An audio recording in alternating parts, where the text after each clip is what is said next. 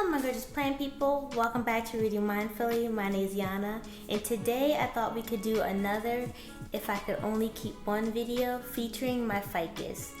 And so let's get into it. Hey guys, welcome back to the channel. So like I said, today we are doing another if I could only keep one video. If God forbid I had to dwindle down my plant collection, sell some plants, which of these ficus would I keep and why?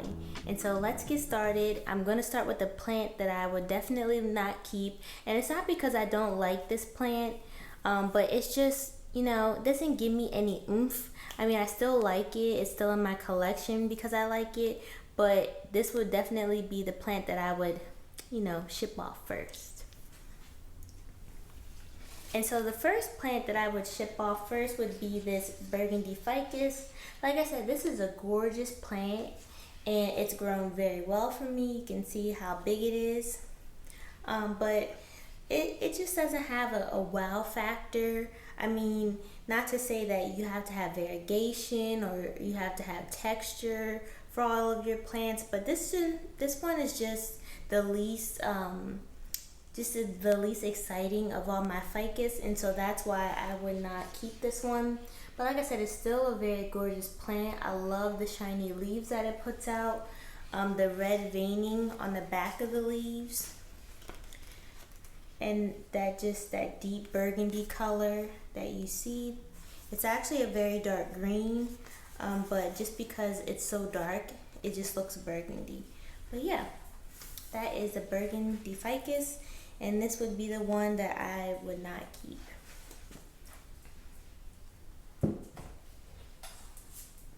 And the next one I probably wouldn't keep. This one is the green rubber tree. I think I actually have two different green rubber trees in this one. I believe the tall one here is the Robusta because the leaves are a little bit different.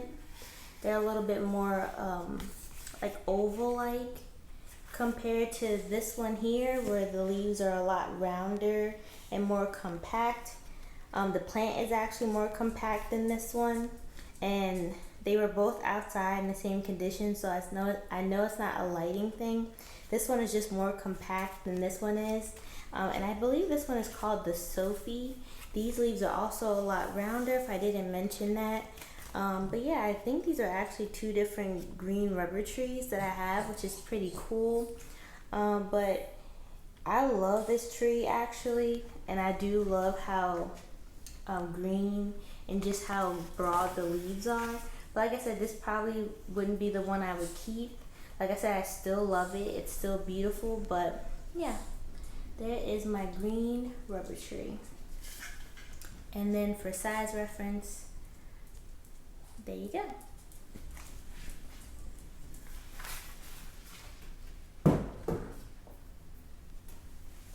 Alright, and so the next couple ones are going to be a little bit difficult to decide because I really do like these last three or these last four.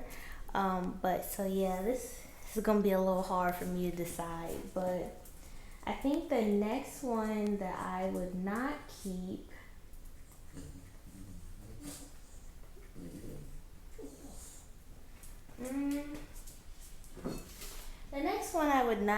is probably my Ficus altissima, and I do really like this plant. Mine doesn't have as much variegation or like that lime green that I see some of the Ficus altissima have, but you can still see some of the variegation there in the leaves. So it's like kind of slight, but it's not very noticeable. And this is also a very beautiful plant. It's a very nice grower, and it is coming out to be quite the, I guess it's gonna be a bush instead of a tree, but it's very compact.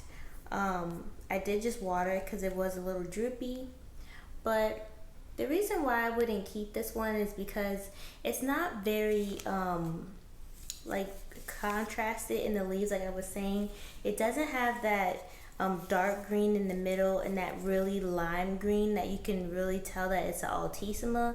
Mine just kind of looks like it's a green, ficus.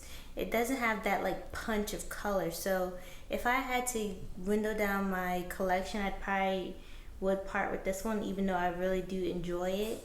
My mom did just buy one on her birthday trip, and hers is actually really beautiful. It's a little bit more contrasted than mine is, and it's a lot bigger. So I can see the potential where this plant will go. But like I said, because it doesn't have that like punch of color that I thought it was gonna have, I probably would part with this one too.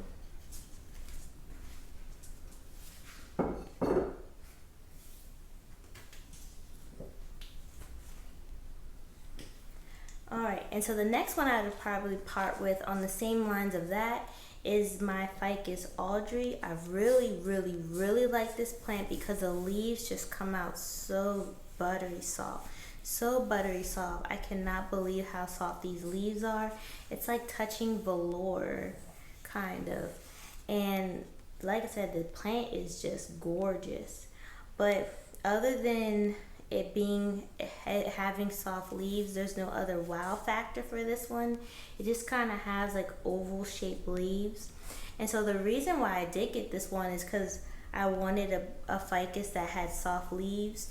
But other than that, it doesn't really have anything else going for it. Like I said, it's still a gorgeous plant, but if I'm really having to choose plants to knock out or find a new home for, this would probably be one. But there's the last look of that one too. And it's a pretty nice size considering how small it was when I got it.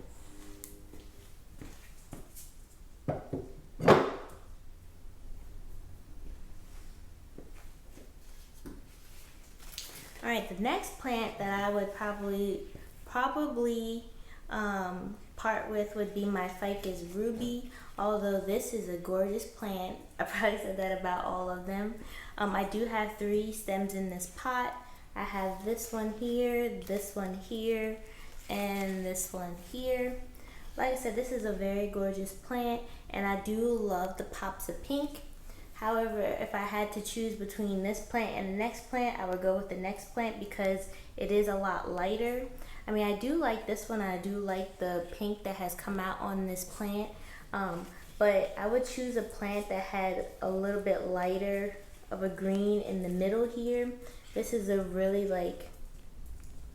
this comes out as a grayish green, and I'm not really the biggest fan of that. I mean, I like this plant for the fact that it's really pink. But I also love the earlier leaves. You can see that the green is more green here, where it's like turning gray at the top. But it's still a gorgeous plant. I think the reason why it's so pink now is because I had it outside and now it's under my Stainsy light, so it's just having a really nice blushing. But I really wish it would have kept the dark green instead of having more of a grayish tinge. So that would be the reason why I would part with this plant if I really had to part with my ficus. But that is a good view of this one. It has grown considerably. All of my ficus have grown considerably. I actually need to repot them because you can see with the ficus, they tend to their roots come up out of the pots when they need to be repotted, and so the roots will grow up on the surface, as well as you'll start to see the roots come out of the bottom like you see here. And so I will need to probably repot all of my ficus actually, because they have grown so well and they just did really well outside. So that is the other one, my Ficus Ruby.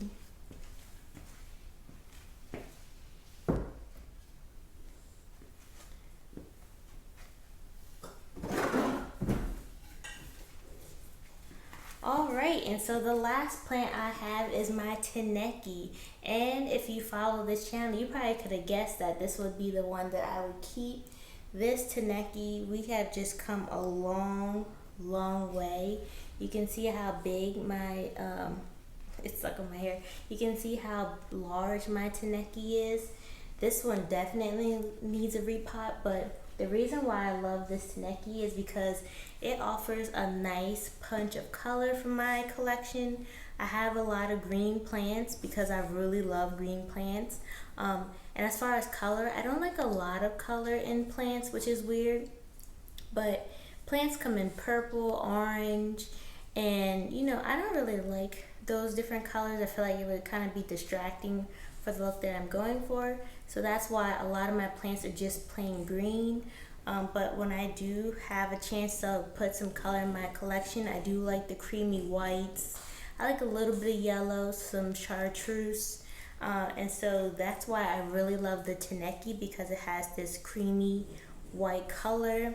I also, because I love art, and this plant just makes me feel so inspired by the creaminess, the watercolored leaves.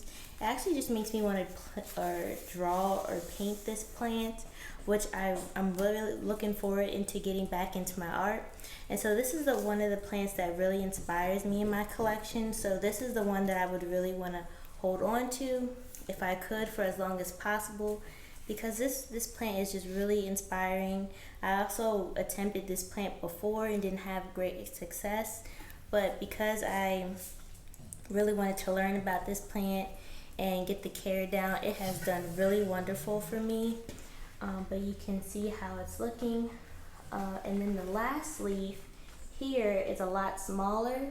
That is because it's back inside, but it is still putting out leaves because of my Sansi light, so that I'm happy about that. I am about to create a different corner for my my ficus, so stay tuned. I'm really excited about that. I have a good surprise coming that I'm hoping is going to help my ficus to keep growing indoors until I can put them back outside for the summer. But yeah, so this is my Ficus Taneki. This is the plant that I would keep if, God forbid, I had to dwindle down my plant collection. But I really love this plant. It's my favorite plant of my ficus, and it's what inspires me. So thank you guys so much for watching my videos. Thank you for liking, commenting, and subscribing. And if you have any further ideas of videos for me to do, or if you like this little mini series that I have, let me know in the comment section below. I'm always good, curious to know. But as always, I just want to thank you guys so much, and I will see you in the next video. Bye.